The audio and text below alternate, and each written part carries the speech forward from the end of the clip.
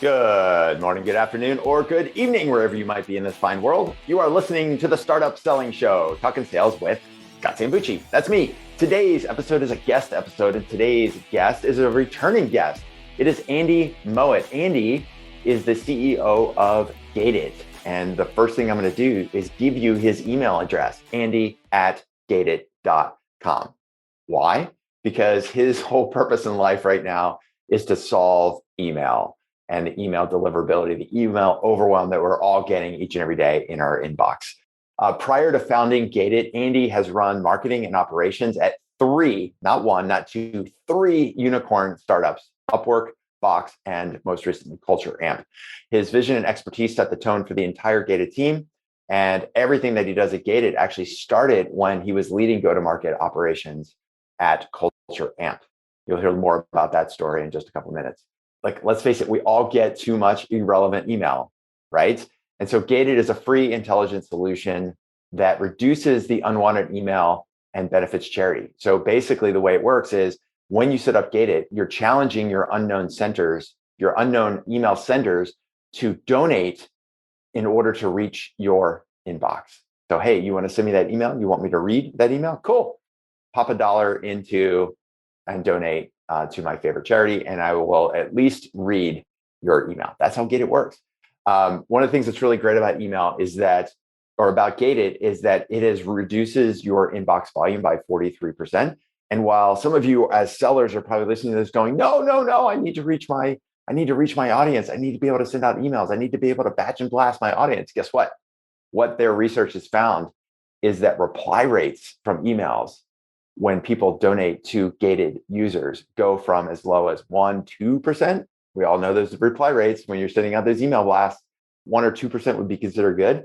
What they have found is that when a seller or a sender of an email is sending to a Gated user and actually donates to that Gated through that Gated platform, the reply rates go up to 50%. So it ain't all that bad just because you got to pay $1 or $2 to send that email. So the nice thing about this conversation, which I really enjoyed, is we got into, of course, what does Gated do, but more importantly, why this problem? How do we get here when it comes to email and the evolution of email over the last couple of decades? How specifically Bill Gates back in 2004 thought that somebody was going to solve the spam email problem. 2004, right? 16 years ago or more, 18 years ago, right? We also talked about the changes to outbound email and outbound marketing. And then we finally talked about what are the alternatives to email? Or is email really still one of the single best ways to reach your target audience, your target buyers? Really enjoyed the conversation with Andy. Glad he could take some time out of his busy schedule running and growing Gated. I think you're really going to enjoy his thoughtfulness. He's been thinking about this problem for years as the head of go-to-market and operations at those three startups. So he has been that person on the receiving end of all of those emails. And that was the trigger event for him to say, got to be a better way. And that's what led him to found Gated and now really effectively become an expert when it comes to email deliverability and how to use email effectively. So that's it for now. Let's head over to my conversation with Andy Mowat. Andy, how are you? Welcome to the show. Hey, Scott, good to see you. Yeah, it's good to see you too. So I've already done a bit of an introduction about you and Gated and the work you're doing. I'd always love to ask your guests to share it straight from yourself. What exactly do you do? Who are you? Who's the man behind the man behind the man? Who is Andy Mowat? What do you do? Yeah, Andy Mowat is passionate about go-to-market tactics, processes, scaling. Spent 20 years building go-to-market machines for three unicorns. Today, I'm basically spending all my time trying to solve communication and reduce the noise in communication to benefit everybody. Well, this is actually a really good timing for us to talk because our recent guest that we just had on was Ethan Butte. Oh, yeah. You probably know Ethan. So he just co-authored a book on human-centered communication. And he has this phrase of digital pollution and how it's affecting everyone. And I love that you and I are going to be talking about email specifically in a lot of ways and the evolution of email, how outbound has changed, especially in the context of what you're doing with Gated and the fact that you've run go-to-market operations for three unicorns. So maybe just start for context around Gated, like what exactly does Gated do? And even more so, why this particular problem? Like, what's the crusade here that you've decided to lead when it comes to solving the email problem, if you will? Yeah. I mean, probably the best way to do it is just start it off with a story. I mean, we took Culture Amp, we scaled it rapidly all the way to unicorn in 4 years. And I was running both demand gen and go to market operations and just getting blown up, right? I was a buyer of tens of thousands of tools and target buyers for a ton of folks. And I just got overloaded, like I think a lot of people do. So I hacked together an email just for fun, said, I don't know who you are. This email is not going to make it to my inbox. If you want to donate, here's my nonprofit, here's my Venmo link. I guarantee I'll at least read it. And people just started donating. And they didn't just donate what I asked, but they donated a lot more. So I have spent the last 3 years tweaking, refining, and building that vision to where we are at Gated today. But effectively, we take email from people that don't know you. We take it out of your inbox and we ask them to donate to reach you. Got it. So this is like a lot of great startups. It starts with personal need. So you're sitting there getting bombarded with emails, LinkedIn messages, all those things that go with being a go-to-market leader. And you said, all right, there's got to be a better way to filter out some of this noise in my inbox. Is that right? Yeah. I mean, that's where it started. I think there's some real gurus in go-to-market that early on said, listen, this has to work for both sides. You can't just shut down outbound, and that's never been what we've been about. Like I've made my living on outbound and email. I think I believe is there's just way too much noise in communication today, and everyone in sales gets this because you're seeing reply rates drop. Reply rates are already pretty low, and it's just the channel's just gotten overloaded because there's no marginal cost to send more. So you're competing with people that have not done their work to target the account, don't really know anything about you, are sending just an automated email to tens or hundreds of thousands of people. And so if we can kill that noise and put up a small barrier, what we found is it actually benefits both sides of the equation. Well, I think maybe for taking a bigger picture view of this, like let's think about the evolution of email. Because and going into our conversation, I was trying to remember like how did I start in email? And I remember, so I finished college in 1996 is when I graduated undergrad. And there's a couple people in my classes that would say things to their professors like, "Oh, I sent you an email," and I'm like, "What are they talking about?" It wasn't until after, and even my first job out of college, I didn't have email. I had a outside sales territory. I got a beeper and a calling card. And so if the office needed me, they would beat me and then I have to pull over and get a payphone and then do a calling card. So I'm aging myself, right?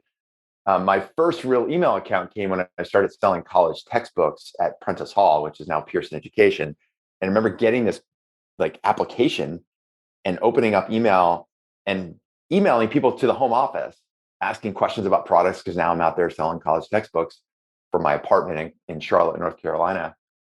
And all I could think about was the grammatical rules on how to write a letter. Because every email that I sent, I would write it as if I was writing a letter like you were taught in grammar school. And it's gone from that to where we are today with outbound emails and everything that's happening and how people use email and how they communicate on email. So that's my own personal sort of beginning to where we are. What have you seen in the evolution of email? Like, how would you describe it? Are there certain phases that email has gone through over the last 20, 30 years, or any big jumps, or has it just been this gradual? I got a similar perspective to you, entered the workforce around a similar time. Like when you started, every email you got was from a person and was good and relevant. And you'd open it up and there'd be 10 and they would be interesting and unique and personalized.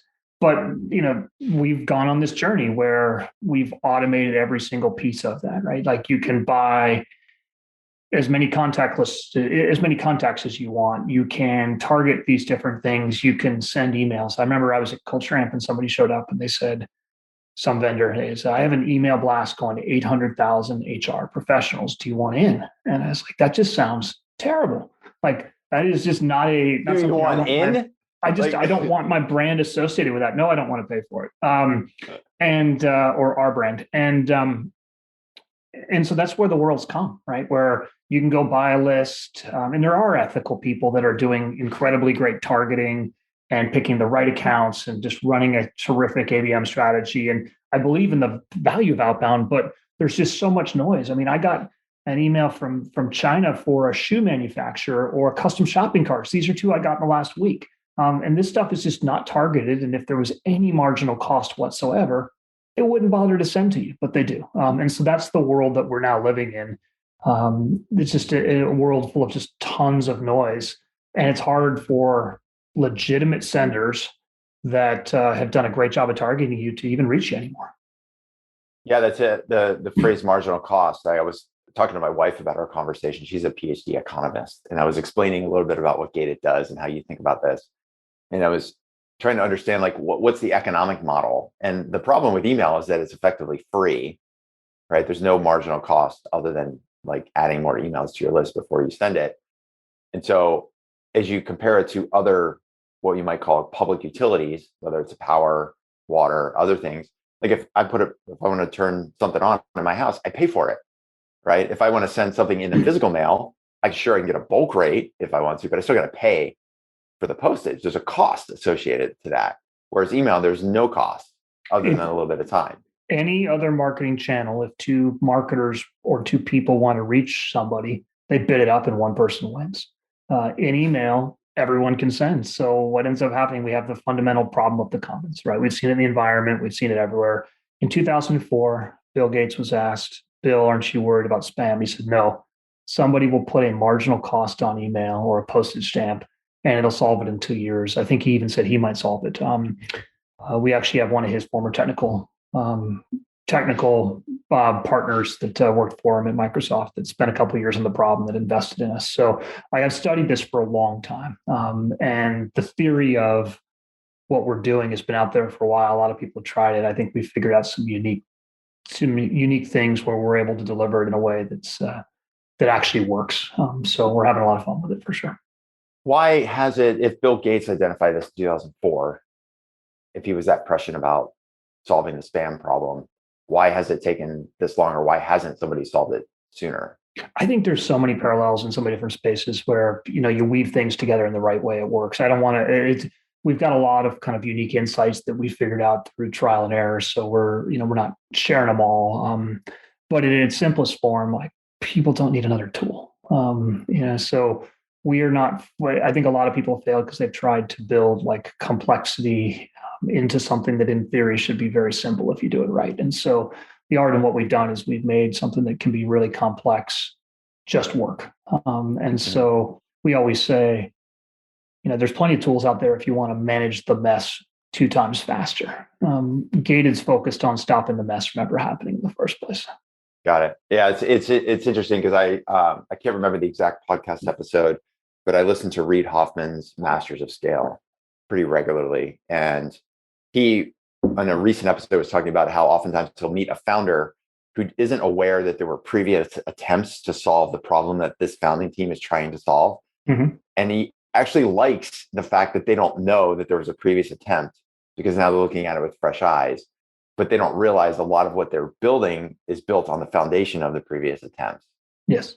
And so it is a sort of evolution of the solution that can take 10, 20 years from the time that the problem emerges to the time that somebody actually does it the right way. Weekly, some go-to-market leaders like, oh man, I had that problem. I should have built that thing. I love what you're doing. So it's the fundamental concept, not new. How we've rolled together and how we've made sure it benefits both sides, I think definitely is. Okay. So we talked about evolution of email. What about the changes to outbound? Because as you said, I mean, we teach in our coaching program, like, here's the right way to do outbound. Here's the right way to add value, have you personalize emails at some level of scale, because you can't personalize everyone. So there are people doing it right. There are people teaching it the right way. There are sales reps that execute it the right way. The problem is the other 99.999% are not. So given your market view over the last 30 years, doing go-to-market and now doing Gated, like, what are you seeing in terms of the changes in outbound that are evolving now? And what do you think is going to continue to change in the next, say, 3 or 4 years? Well, I think to date, it's just been like, how do we brute force it and scale it up as much as we can, right? Like, there is no cost to sending. So that's what it's been. Like, I had one leading CMO basically say, like, I think a lot of people actually look at what we're doing. They're like, oh my goodness, like I can see how the world looks very different in 2 or 3 years. And so we spent a lot of time thinking about how does that impact things. Mm-hmm. I think at its simplest, it forces a lot better targeting, much better definitions of ICP, better account scoring, territory planning, understanding personas. Intent data becomes massively, it already is important, but people start to figure out how to use it better. And I think new sources of intent data are always coming.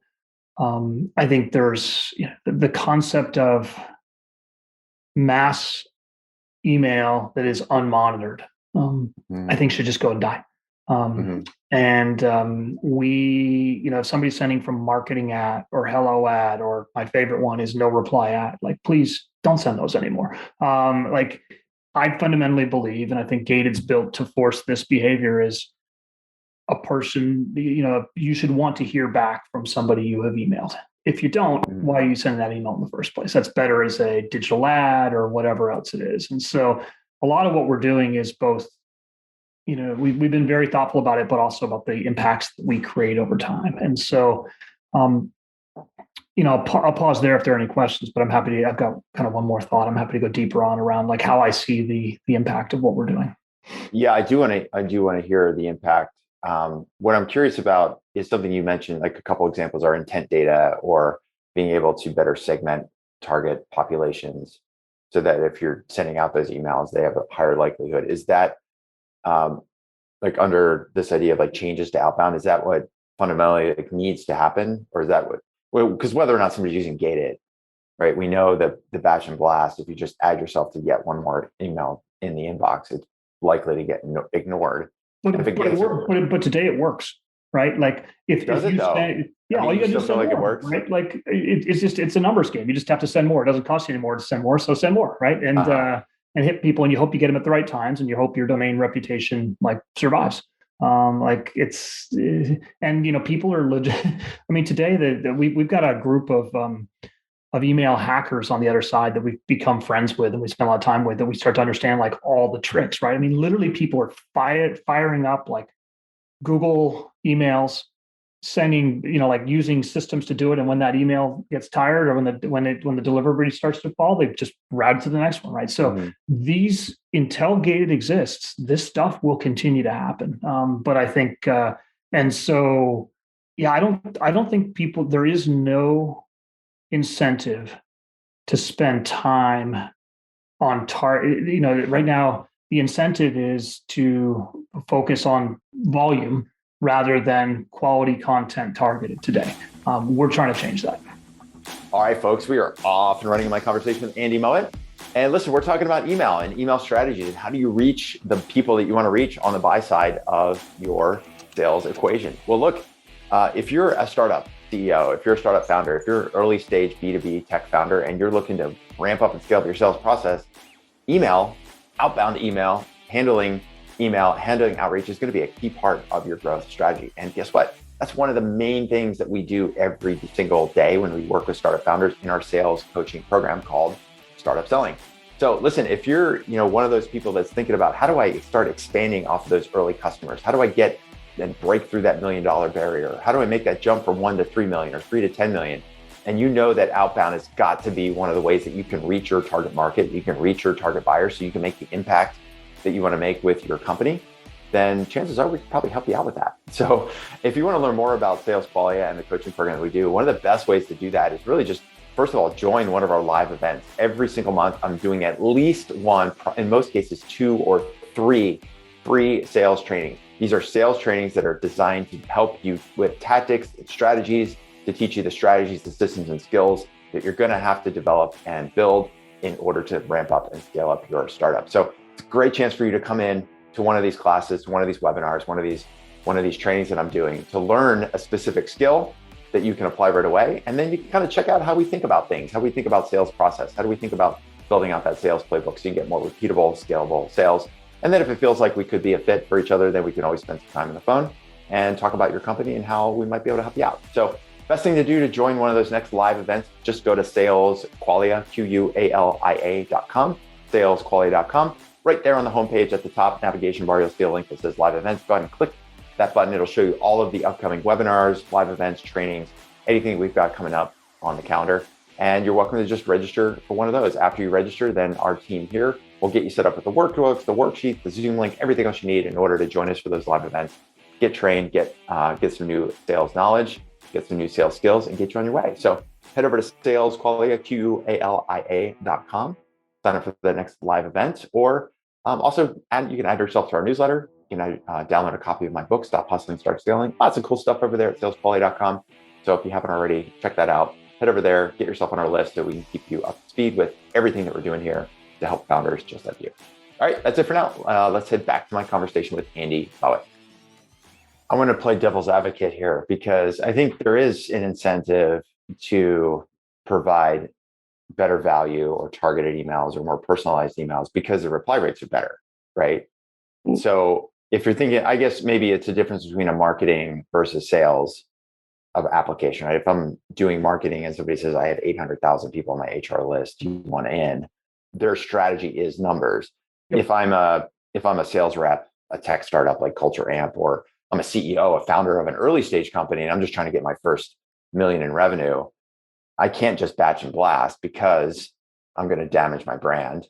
And I need to make sure I'm reaching the right people because I'm still trying to figure out value propositions and selling process and all of those things. So if I'm in those situations where I'm going enterprise sale and I need to reach a specialized type of buyer with a specialized kind of message, I can't do batch and blast because I know those are going to get ignored. And even if I do get a reply, it's probably from the wrong person with the wrong incentive and why they want the meeting in the first place. So I guess I'm providing a counterpoint to what you're saying is that, the batch and blast is the way to go, because I think there is a lot of incentive to do it the right way. It's just more time intensive and more painful to do it for most people. Yeah, there's degrees, right? There's always some benefits to doing it, but you're still competing in the inbox against all the people aren't. And if your reply rate's 2%, you've got two ways to fix it, right? Like figure out how to fundamentally tweak your campaign or send twice as many. And if your TAM is infinite, you can continue to do that, right? And, we were very ethical at Culture Amp. Most of ours was inbound, driven by brand and a bunch of other things. But like our TAM was anybody that employed people. And so right. If you're, it would be if I'm sitting there with call it a 2% outbound reply rate, I've got two ways: is do all the hard work to somehow figure out how to get that up to 3%, but that's hard.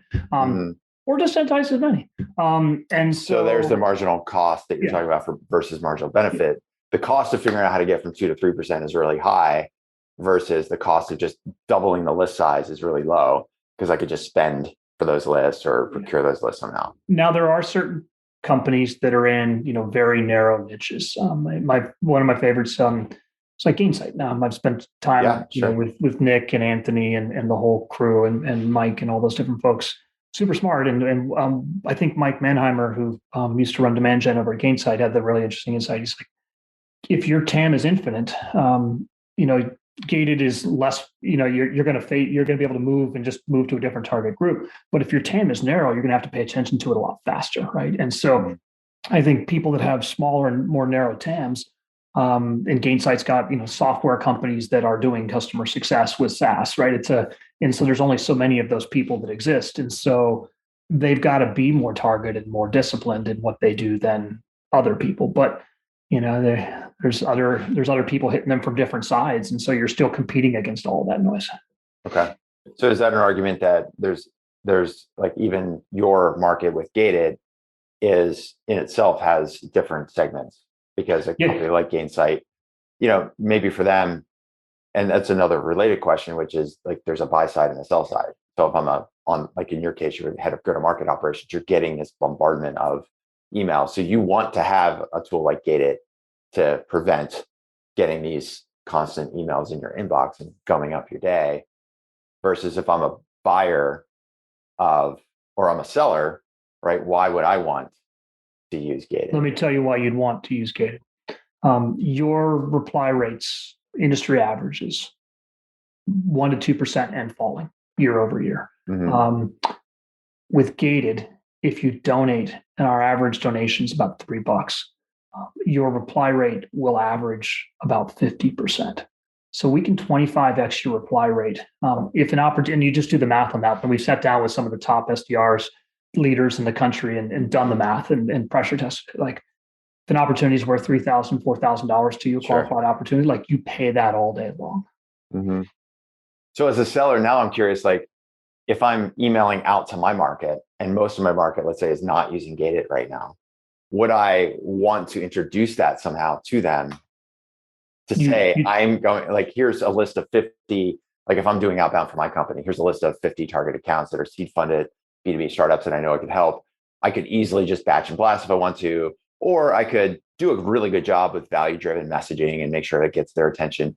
Or I could turn up even another notch and say, hey, I'm sending this email. By the way, I use Gated as a seller. And because I'm using Gated, if you open this email, I will donate $3 to a cause that you care about. Yeah, we've had a lot of senders ask, well, how can more of my market get gated? We have to kind of step back and say, listen, this is different. We know there are 10,000 tools for sellers. This is the first one for users. You can't like do it now.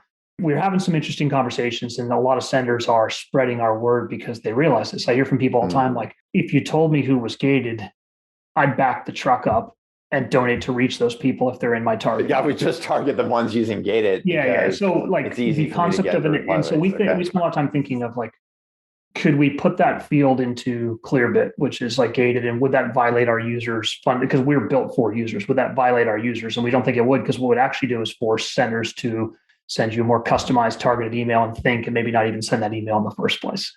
One of my favorite ones is, so I got a user forwarded me one, said, hey, we opt people that are using Gated out of our campaigns if they wish. Would you like us to opt you out? And they, and I just put a smile on my face, because senders are already starting to think differently about Gated. So yes, we are seeing senders definitely say, how can I get more of our people on Gated? If you go to gated.com/senders, you'll see like the amazing testimonials from that side of the world, right? Yeah, like, and I've read some of those coming. Oh, they'll blow your mind, and I talk to these people every day, and so we are. I think that's a key message that we want to get across, which is the first time you look at it, you're like, ugh, you charge me, but very quickly you start to realize, but you kill all the noise, and so a world which I live in today, where I send 100 emails and I get 2 replies. The world under Gated is I send 10 and I get 5. It's better for everybody. Sure. And so we have not consciously asked senders to like promote Gated, but we know they are, and they're talking about it, and which is great, because I think everyone recognizes this is a better world. It's a little scary. It's a little awkward. It's taking a channel that used to be free and making it paid, but it makes, it's like the environment. You put a carbon tax on things, we will live in a cleaner world. Yeah. Well, I was also thinking about the paradigm of email with like paying to send the emails. We talked about public utilities like power or water. It's also a bit like toll roads or toll bridges. Yes. Like, people, for example, in New York or San Francisco, go across the Bay Bridge. I don't even know what it is now, because I haven't driven to San Francisco in 2.5 years. Now, yeah. So, I mean, it's a lot, right? If you're driving, not just the gas, but now the toll, and that's designed to hopefully reduce the amount of traffic and promote, either not traveling or carpooling or using BART or using some other form of public transportation. And that starts to factor into the equation. If I'm in Davis and I want to get to San Francisco, and part of my thinking is around, okay, what's the economics of getting there? I could pay, $50 for an Amtrak ticket and another $5 for a BART ticket. So it's $55 to get there. Plus I get to work on the train. I don't have to deal with traffic and the stress, or I can drive there, which gas is now $5 a gallon. And the toll road's another $8. So I do the math. I'm like, shoot, man, like it's pretty much the same. It sounds expensive to pay for the Amtrak ticket because you don't really notice the gallons of gas that you're spending.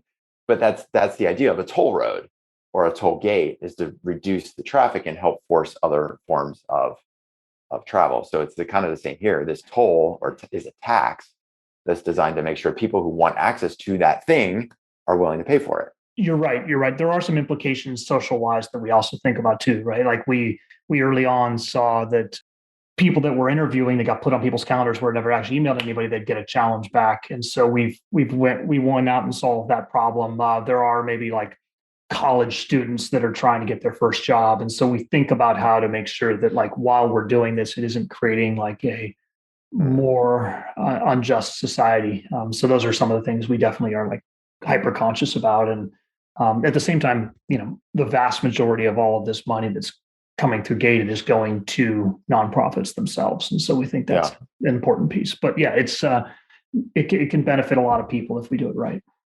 Well, that example that you just shared happened to us at our company this week. I was on a call with our head of ops, just doing our weekly, review of things. And she said, I got this inbound email from a guy, and she went on to tell me about what was in the email and what he does. And it was thoughtful and crafted. And she's like, I want to actually interview this guy. So we're not like officially hiring, but this guy sounds like really good. I think we should at least have an interview. And I said, yeah, go for it. Always be recruiting, just like always be selling. But because it was an inbound, if we had Gated, then the question is, would that person have sent that email or like not? for $3 would the, it also, it may. How serious are they about working for us versus like, is this really just like a canned email that he's blasting? I don't know if you get it, but the sheer number of, I am an offshore software development. It's like 5 a day right now. Yeah. And has any of them ever paid? No. Would I reply? Would I review it and reply if they did? Yes. Right. Well, and so going back to the buy side, whether it's Gated itself, the concept of paying for attention, I guess, is the way to think about it. Bingo. There's other means that someone could do, right? I said, that situation where as a seller, I can't necessarily use Gated and tell the potential buyer or the prospect, hey, I use Gated. I paid $3 so that you could be more likely to open and read this email. I remember when my first startup was at Applia, which is an ed tech startup founded by a guy named Paul Romer. So Paul Romer, turns out 3 years ago, won the Nobel Prize in economics. Professor Romer, right? Yeah. Really smart guy, right? And so he was looking at our sales, and I was talking through our sales process and how do we do outreach to professors about what we do and all this stuff. And he kind of like was absorbing everything. And he said, well, let's just pay him $100. I'm like, what? He said, well, think about it, right? These professors are busy. They're used to getting paid for consulting. If we tell them we'd be willing to pay them $100 to take a demo of our product, it shows them we value their time. And I was like, but you can't do that. He's like, but you could, like economically, it makes sense. I talk with a founder of a company that charges by time all the time. Interesting. Those fail for a couple of reasons, primarily because of the demand side challenge on marketplaces, but also there's a fundamental disintermediation problem. And so I think that we aren't, I think you've nailed it clearly. Like, we're not charging for your time. We're saying, well, put that email in. You can spend 10 seconds considering that email, or you could like create an entirely new relationship off of that email. Your decision, your call. And so I think I've been fascinated by charging for time for a long time. I remember one of my friends actually tried to start a company in this, and he had this one dude that was taking all these meetings, and he's like, I got to figure out what's going on. And he went out and talked to the guy. And the guy's like, yeah, part of one of my job requirements is I learn about innovation all the time. And I take these things just because it helps me like check my job. And he was never going to be a buyer.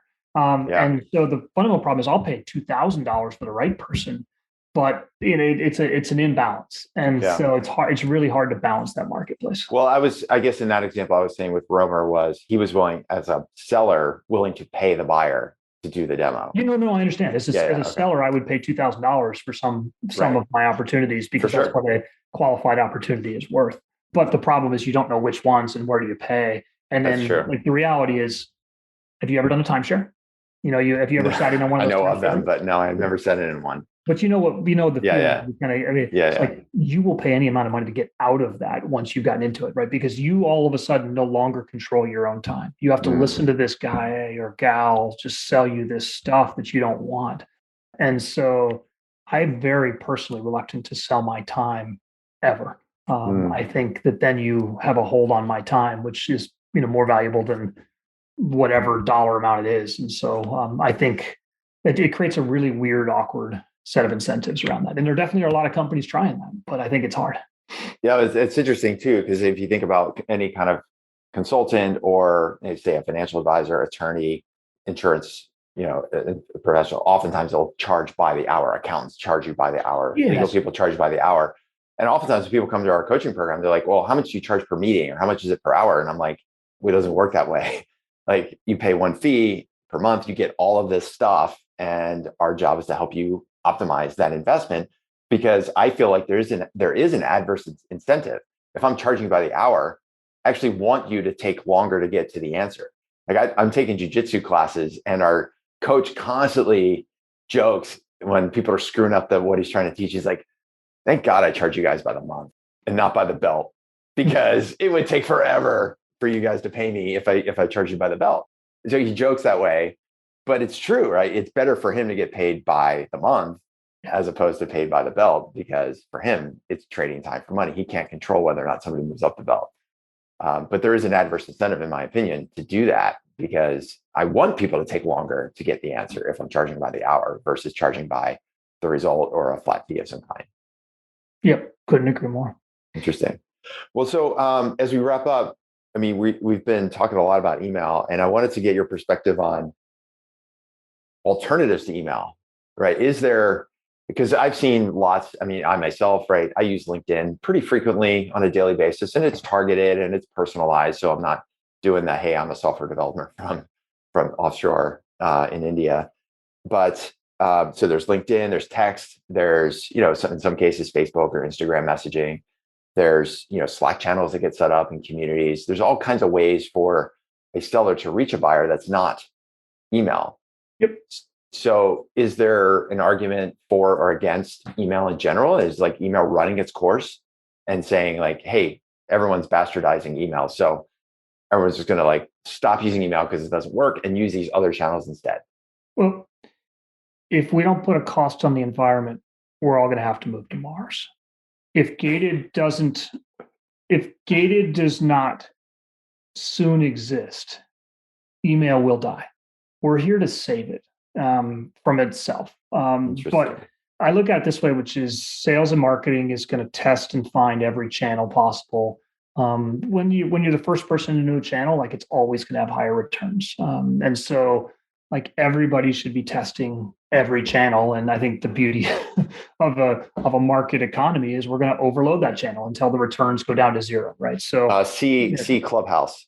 Yes, exactly. The cold FaceTime will work the first time you try it. At some rate, it'll probably be above 2% because somebody will pick it up, but eventually people will get pissed off and turn that one off. And so I think email is there are it's 360 billion emails sent today. It's like orders of magnitude more than any other channel.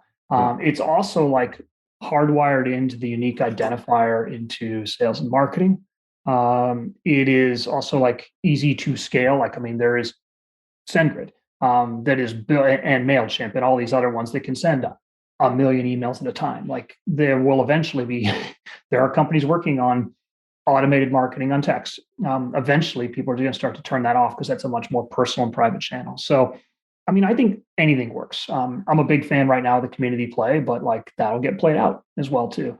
I think gifting and direct mail is a great way to make an impression, but like once you got 42 thermoses and shirts, like you don't need the next one. So I think it's like every marketer and every salesperson should be constantly testing, innovating on new ones. But I think email is that foundational piece of our marketing stack that will never go away. That being said, like email is where we start. We're looking beyond email as well too. People need to be defended on other channels, but email is just the first one. So like if you're a sales and some 15-year-old may barely use email, but when you go sign up for something, when you get put in a database, it's the unique identifier, when you do whatever. And so like, we're not getting away from email. But email will be, so there are plenty of executives that declare email bankruptcy. And we've saved a lot of those people. But if we don't exist, email may die. Interesting. And so email is foundational, just like, I also would say like the telephone, we still see great success if cold calling is done correctly. It's funny. I have not picked up an unknown number in 3 years.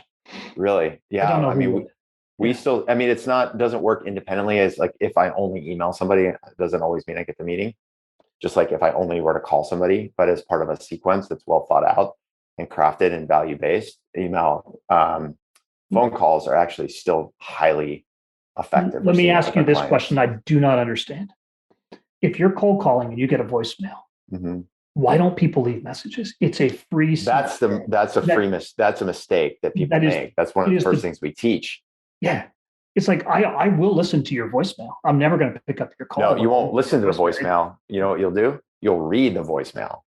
I will read a voicemail. You're absolutely right. I read the transcription of voicemails. And then when you send your email, it will be more impactful. Exactly. And so I literally, it boggles my mind why I get 10 to 12 unknown numbers a day and not a single voicemail except from somebody trying to get me to renew my car warranty for the 50 seconds. Oh, you got that one too. I got that one 2 days ago. I cannot stop them. Now picking them up, and I'm not going to pick them up. Well, I pick them up sometimes just to see what's going on, and then I get no answer. And it's a lot of times those numbers are just seeing if your number is valid. They are. Yeah.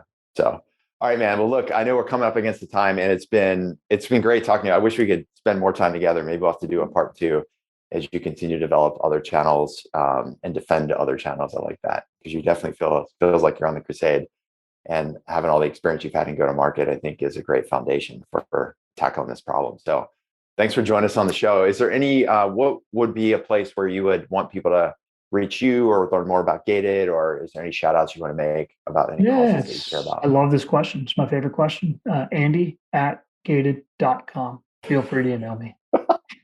And you've got a great LinkedIn post and an article. Are you brave enough to share your email? Yeah. No, like everyone else, when I get up on stage and people say, how do you find it? They're like, my LinkedIn or my Twitter. Like, I am comfortable putting my email online again, which I think is a very scary prospect to a lot of B2B buyers these days. I love that. All right, Andy. Well, we'll let you run. Thanks so much for the time and the expertise. Always appreciate it. We'll have to do it again soon. All right, folks, that's a wrap. Andy is one of those guys where, after spending about 30 minutes with him, I'm like, and now I have like 17 more questions. And I feel like any one of those topics we covered, we probably could have spent another 10 or 20 minutes diving into the details. So this is really just the start of the conversation when it comes to email and email deliverability. How do you use email effectively? So definitely recommend you go check out Gated. Use Andy's email address, andy@gated.com, if you want to learn more about what they're doing and how they might be able to help you. And if you want to sell to Andy, all you have to do is, make a donation and they'll at least look at your email. So that's it for now. That's the end of this particular podcast episode. Thanks so much for listening. If you haven't left a review on Apple Podcasts, Spotify, wherever you're listening to this show, please leave us a review. Let other folks know what you like about the show. Let us know what you like. If you have recommendations on topics or guests or anything else that you think we should be doing here on the podcast, please let us know. Tell a friend or 10 if you like this episode or you like some of the guests that we've had. Make sure you send an email. It's a good thing to do. Shoot somebody a text. Just let them know, hey, I've been listening to this episode. I think you'll like it. And then finally, if you haven't yet subscribed to the podcast, to make sure you never miss an episode. We've got episodes lined up each and every week throughout the course of almost the entire year already. So we're going to be publishing an episode almost every single week. Make sure you never miss an episode by subscribing to the podcast. So that's it for now. Thanks so much for listening to the Startup Selling Show, Talking Sales with Scott Sambucci. That's me. And we'll catch you in the next episode. Bye for now.